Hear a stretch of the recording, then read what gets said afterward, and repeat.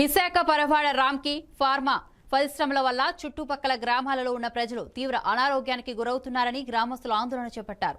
గ్రామానికి ఆనుకుని ఉన్న చెరువులో ఫార్మా పరిశ్రమ నుంచి వచ్చే వ్యర్థ పదార్థాలు విషజలాలను చెరువుల్లోకి వదిలేయడంతో చెరువులో ఉన్న చేపలు చనిపోవడంతో పాటు ఆ నీరు తాగిన మూగజీవులు మృతి చెందుతున్నాయని గ్రామస్తులు ఆందోళన చేపట్టారు.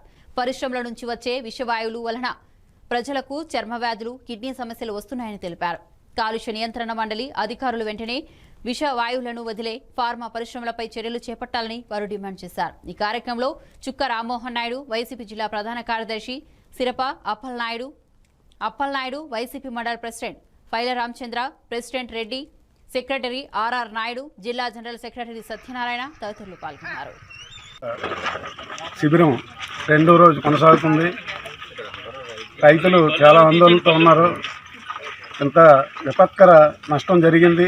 ఈ నష్టానికి బాధ్యులు ఎవరైనా సరే ఇది క్షమించేది లేదు. ఎంత ఉద్యమైనా చేసి ఈ నష్టపరిహారం కానీ కాలుష్యంతో నిండిపోయిన చెరువుని కానీ మాకు ప్యూరిఫై చేసి రైతులకు అందుబాటులో తేవాలని, అందుబాటులో తెచ్చే వరకు ఈ ఉద్యమాన్ని కొనసాగిస్తామని నేను రైతుల తరఫున కోరుతున్నాను. అలాగే కలెక్టర్ గారిని, మినిస్టర్ గారిని కలిసాం. వారు స్పందించారు, మీకు న్యాయం చేస్తామని హామీ ఇచ్చారు. దీనిపై ఈ పోరాటాన్ని ఉధృతం చేస్తామని నేను మనస్ఫూర్తిగా కోరుకుంటున్నాను. పరవాడ ప్రాంతంలో పూర్తిగా చెరువులన్నీ కాలుష్యానికి గురయ్యి, కాలుష్యానికి కారణం రామ్కి యాజమాన్యం.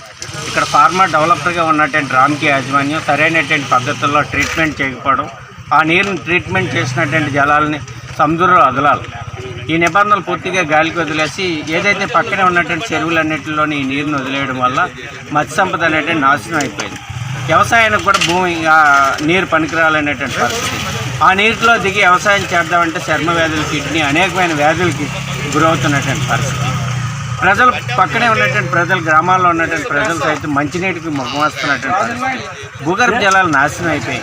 కాబట్టి ప్రజల యొక్క ఆరోగ్యాలు కూడా నాశనం అవుతూ ఉన్నాయి.